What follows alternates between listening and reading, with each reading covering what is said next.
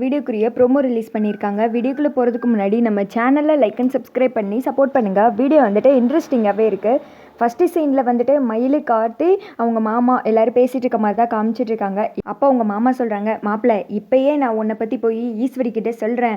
என் தங்கச்சி அபிராமி பட்டணத்தில் இருக்கா, பெரிய வந்துட்டு பணக்கார பிள்ளை, இவ வந்துட்டு என் மருமக கார்த்தி தான் நமக்காக வந்துட்டு இப்படி கஷ்டப்படுறா, அப்படி இப்படின்னு எல்லாத்தையும் சொல்கிற மாப்பிள்ளை. அவள் கண்டிப்பாக உன்னை ஏற்றுக்கிடுவா. ஏன்னா இப்போ தான் அவள் உன்னை முழுசாக நம்ப ஆரம்பிச்சிட்டால அப்படின்னு சொல்ல, அதனால தான் மாமா நான் வேணான்னு சொல்கிறேன். அவங்க நம்பிக்கைக்கு நான் உரியவன் ஆகிட்டேன். இப்போ போய்கிட்டு நான் தான் வந்துட்டு உங்கள் மருமகன்னு சொன்னேன்னு வச்சுக்கோங்களேன், அத்தைக்கு வந்துட்டு ரொம்ப கோவம் வந்துடும். என்னை வீட்டை விட்டு கண்டிப்பாக வெளியில் அமுச்சு விட்டுருவாங்க. அது எனக்கு நல்லாவே தெரியும்.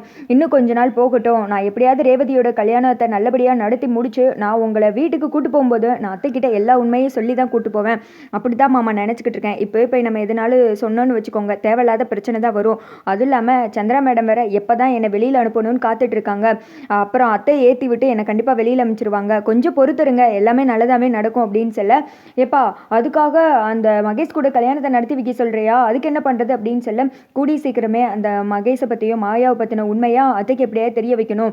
அவங்க ரெண்டு பேத்துக்குள்ளே இருக்கிற உறவு முறையே ரொம்ப தப்பாக இருக்குமாமா அப்படின்னு சொல்ல, என்னம்மா அப்படி சொல்கிறீங்க, ரெண்டு பேரும் சொல்கிறது எனக்கு ஒன்றுமே புரியவே இல்லையே, அவர் நல்ல பையனாக தானே இருந்தார், அன்னைக்கு கூட மண்டபத்தில் நீங்கள் தலையில் அடித்ததா கூட சொன்னாரே அப்படின்னு சொல்ல, அதெல்லாம் பொய் மாமா, அவங்க ரெண்டு பேரும் ரொம்ப மோசமான ஆளுங்க, என்னென்ன நடந்துச்சு தெரியுமா மாமா அப்படின்னு சொல்லிட்டு கார்த்தி ஃபஸ்ட்லேருந்து சொல்கிறாங்க. டாக்டரோட பொண்ணு கை இருக்குல்ல, அதை எடுத்து ஃபேனுக்குள்ளே விட்டது, அவங்க உண்மை தெரியக்கூடாதுன்னு டாக்டர் ஆக்சிடென்ட் பண்ணது, அதுக்கடுத்து சிசிடிவி ஃபுட்டேஜை எரிச்சது, மயிலை வந்துட்டு கத்தியால் குத்தி, இப்போ வரைக்கும் அவங்க என்னென்னலாம் பண்ணுறாங்களோ அது எல்லாத்தையும் சொல்ல, ஐயோ மாப்பிள்ள அவங்க இப்பேற்பட்ட மோசமான ஆளா, கேட்கும்போதே எனக்கு தலையெல்லாம் சுற்றுதே, எப்படியாவது இதை தடுக்கணும் மாப்பிள்ள, என் பொண்ணு கல்யாணத்தை நீங்கள் தான் மாப்பிள்ள எப்படியாவது நிறுத்தணும், அவனுக்கு ஒரு நல்ல வாழ்க்கையை அமைச்சு கொடுக்கணும் மாப்பிள்ள அப்படின்னு சொல்ல, மயில் வந்துட்டு சொல்கிறாரு, அதுக்கு தான் நாங்கள் ஒரு ஏற்பாடு பண்ணுறோம், ஆனால் என்ன உங்கள் மாப்பிள்ளை தான் அதுக்கு சம்மதிக்க மாட்டேங்காரு அப்படின்னு சொல்ல, மயில் கொஞ்சம் சும்மா இருங்களேன் அப்படின்னு சொல்லிட்டு காட்டி சொல்ல, இல்லைப்பா எங்கள் எல்லாருடைய மனசுலேயே இருக்கிற ஆசை அதானே, அதை சொன்னேன் அப்படின்னு சொல்ல, மாப்பிள்ளை இதை எப்படியாவது சாமுண்டீஸ்வரிக்கு தெரிய வைக்கணும், பாவம் ரேவதியும் அவங்கள ரொம்ப நல்லவங்கன்னு சொல்லிட்டு நம்பிட்டு இருக்கா,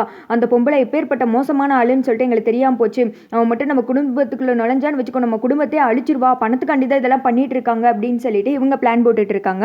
அடுத்து வந்துட்டு ரேவதியோட அப்பா யோசிக்கிறாரு, எப்படியாவது இந்த கல்யாணத்தை நிறுத்தணும், என்ன பண்ணலாம் அப்படின்னு சொல்லிட்டு அவங்க அம்மாவை தனியாக பேசுகிறதுக்காக கோயிலுக்கு வர சொல்கிறாங்க. யாருமே இல்லாத ஒரு இந்த குளம் மாதிரி இருக்குது, அங்கே வந்துட்டு அவங்க அம்மா நிற்கிறாங்க. அம்மா வந்துட்டு அம்மா அப்படின்னு சொல்ல, அம்மாடா ராசா சொல்லு எதுக்கு என்ன உடனே வர சொன்னேன் அப்படின்னு சொல்ல, இல்லைம்மா என் பொண்ணு ரேவதிக்கும் கார்த்திக்கும் கல்யாணம் பண்ணி வைக்கணும்னு நான் ரொம்ப ஆசைப்பட்றேன் அப்படின்னு சொல்ல, ராசா நானும் அதை தாயா நினைக்கிறேன், பாவம் ஒரு கார்த்தி என்ன வாழ வேண்டிய பையன், நம்ம குடும்பத்துக்காக இவ்வளோ கஷ்டப்படுறான், அவனுக்கும் ரேவதிக்கும் கல்யாணம் ஆயிடுச்சுன்னா கண்டிப்பாக நம்ம குடும்பம் நல்லபடியாக இருக்கும்ப்பா அப்படின்னு சொல்ல, ஆமாம்மா என்னால் பிரிஞ்ச இந்த குடும்பம் என் பொண்ணால் ஒன்று சேரணும்னு ஆசைப்பட்றேன், நீங்கள் உடனே கார்த்திக்காக என் பொண்ணு ரேவதியை பொண்ணு கேட்காங்க வீட்டுக்கு அப்படின்னு சொல்ல, என்னப்பா நீ பாட்டுக்கு சொல்லிட்ட, அப்புறம் சாமுண்டீஸ்வரி வந்துட்டு திட்டுவாள் அப்படின்னு சொல்ல, அதெல்லாம் பார்த்துக்கலாமா, நீங்கள் முதல்ல கேட்டுவாங்க அதுக்கடுத்து நடக்கிறத பார்த்துக்கலாம் அப்படின்னு சொல்ல, சரிப்பா நீயே சொல்லிட்ட இதுக்கடுத்து எனக்கு என்ன கவலை அப்படின்னு சொல்லிட்டு அடுத்த சீனில் பாட்டிமா கொஞ்சம் பேரை கூப்பிட்டுக்கிட்டு சாமுண்டீஸ்வரியோட வீட்டுக்கு வர்றாங்க. அதை பார்த்ததும் கார்த்தி ஷாக் ஆகிடுறாங்க.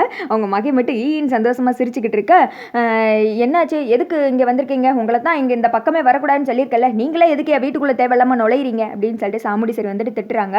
எனக்கு இந்த வீட்டுக்குள்ளே வர்றதுக்கு எல்லா உரிமை இருக்குது, நான் என் பேத்தி ரேவதியை என் பேரனுக்கு பொண்ணு கேட்டு வந்திருக்கேன் அப்படின்னு சொல்ல, அதை கேட்டதும் எல்லாருமே ஷாக் ஆகிடுறாங்க. கார்த்தி வந்துட்டு இது எப்படா நடந்துச்சு அப்படின்னு சொல்லிட்டு பாட்டியவே ஏன் பாட்டி அப்படின்ற மாதிரி பார்த்துட்டு இருக்க, அதெல்லாம் முடியவே முடியாது, உங்கள் குடும்பத்தை பார்த்தாலே எனக்கு ஆகாது, உங்கள் கூடயே நான் சவகாசம் வச்சுக்க கூடாதுன்னு நினைக்கிறேன், இதில் உங்கள் பேரனுக்கு வேற என் பொண்ணை வந்துட்டு கடி கொடுக்கணுமா, கொஞ்ச நாள் என் பொண்ணு கல்யாணம் வச்சிருக்கேன், திக்கு நீங்கள் இருக்கக்கூடாது, உடனே கண்ணு முன்னாடி நிற்காம ஓடி போயிருங்க அப்படின்னு சொல்ல, பாட்டிமா வந்துட்டு அப்படியே முறைக்கிறாங்க. அதோட பார்த்தீங்கன்னா வீடியோ வந்துட்டு முடிஞ்சிருது.